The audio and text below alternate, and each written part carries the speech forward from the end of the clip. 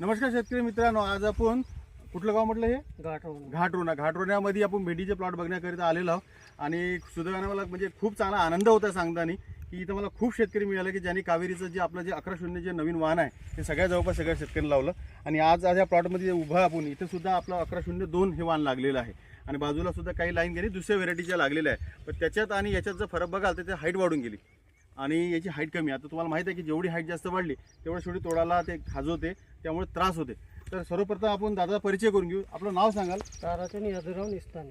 ताराचंद यादवराव निस्ताने यांचं नाव आहे. गाव याचं घाटरोण आहे, तालुका याचा पारशिवनी आहे, जिल्हा याचा नागपूर आहे. तर आता ही जी भेंडी आहे काय वाटते, कशी वाटली व्हेरायटी? मस्त चांगली आहे. बड्या मालिकत आहे, खुश आहे तुम्ही? आणि याची तोडी किती झाली असेल आता याचे? ते झाले 20 ते 25. बघा शेतकरी मित्रांनो, छान 25-30 तोडे झालेले आहे. आता आपण विचार जर केला त्याला फुटवा बी एकदम मस्त आहे. हे बघा लहानचं झाड उंचीला 5-5, 6-6 फुटवे आहे. यांनी तर अक्षरशः दाट लावतात ही व्हेरायटी. परंतु बघू शकता एवढा दाट व्हेरायटी सुद्धा मध्ये याला 1, 2, 3, 4, 5 फुटा निघालेला. आणि आज बघताय आपण की बड्या एकदम मस्त प्लॉट दिसत आहे. बडे फुलं आहे, छान मस्त आणि सुंदर सुंदर भेंडी लागली आहे. डार्क ग्रीन कलरची भेंडी लागलेली आहे. तर शेतकरी मित्रांनो, इतकं सुंदर हे वाण आहे, बघू शकता यांच्या हातात आहे दादाच्या.